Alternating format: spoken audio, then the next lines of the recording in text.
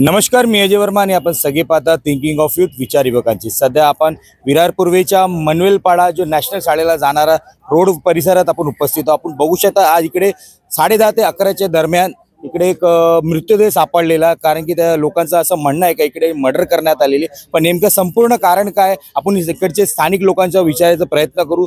सध्या स्पॉटवरती पोलीस हे पंचनामा करत आहे आणि आता चांगली गोष्ट अशी पण आहे का जे आरोपी होता त्यांनी मर्डर केलेला तो पण सापडलेला, पोलिसाच्या तुरुंगात गेलेला आहे। पण सध्या लोकांना आपण विचारायचा प्रयत्न करू नेमका काय कारण होतं आणि कशा प्रकारे गोष्टीला घटनेला अंजाम दिले गेले। काय सांगणार सर, आपलं नाव काय? माझं नाव स्वप्नील रवींद्र गाडे, मी इथून शिवसेना विभाग प्रमुख आहे मनवेलपाडाचा। काय माहिती आपल्याकडे काय झालेलं इकडे?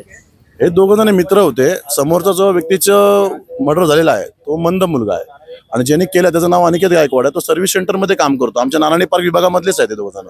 काय आपसी विवाद काय? आपसीवादी मित्र होते, नशेच्या आहारी जाऊन या दोघांनी नशेमध्ये केलेला गोष्ट ही गुन्हा आहे।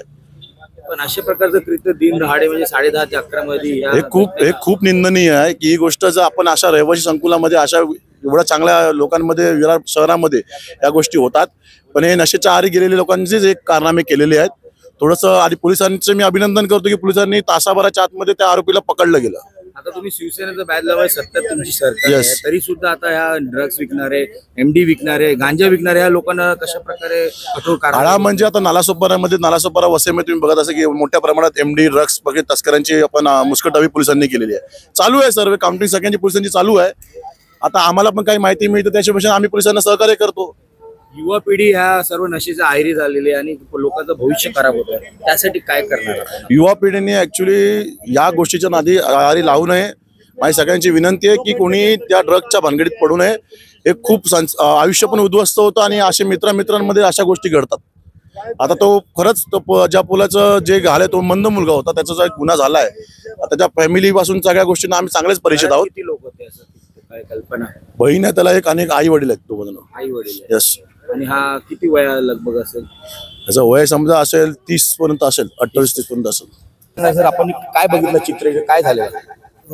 मला नुसतंच माहित पडलं की 11 वाजता काही पोरांनी काय इकडे पाटला करून नाना मध्ये राहणारा एक मुलगा आहे, काय नाव होतं त्याचं नाव मेहुल आहे।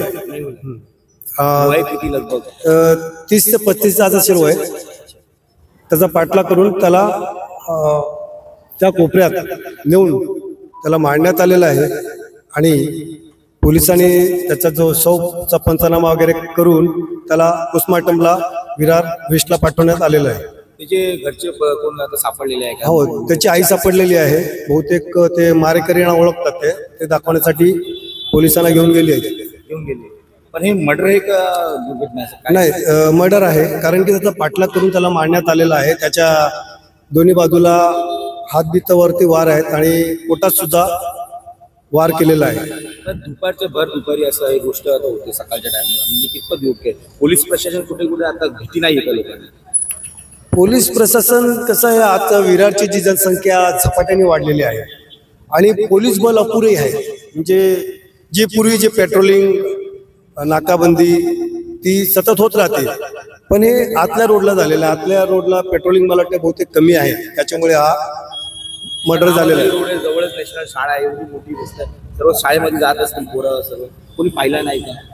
ते पाहिल्यामुळे पोलीस लगेच आले, त्यांना माहिती भेटली आणि पोलीस पण लगेच घटनास्थळी आले। घटनेला अंजाम दिला, त्याला पोलिसांनी शोध घेतला? हो, पोलीस शोध घेत आहेत। बहुतेक त्याच्या आईला त्या मारेकऱ्यांचं नाव माहिती आहे किंवा त्यांना ओळखते, त्याचे मित्रच असतील बहुतेक, त्याचा आईचं असं म्हणणं आहे। काय रंजिश काय नशेमध्ये असं काय?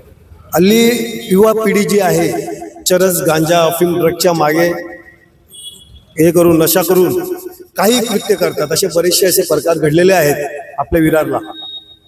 बघितलं लोकांचं म्हणणं आहे जशा प्रकारे 30 ते 35 वर्षाचा तो मुलगा होता, थोडा मंद होता, पण कशा प्रकारे ते कामकाज करायचे आणि ज्या ठिकाणी ते दोघे कामकाज करायचे त्याच मित्रांनी त्यांनी मारलाय त्याला। शेवटी कशा प्रकारचं कृत्य सकाळच्या टायमाला अशा प्रकारे घटना आपल्या वसई विरार परिसरात होताना दिसत आहे आणि फक्त त्याचं नेमकं कारण आहे ड्रग्स, एमडी आणि गांजा हे सर्व पिणारे युवा पिढी आता कुठे ना कुठे वेगळे मार्गाला चाललेले। कशा प्रकारची घटना ही सर्व थांबली पाहिजे, यासाठी पोलीस प्रशासन कशा प्रकारे आता काम करणार हे पण सुद्धा बघण्यासारखं असेल।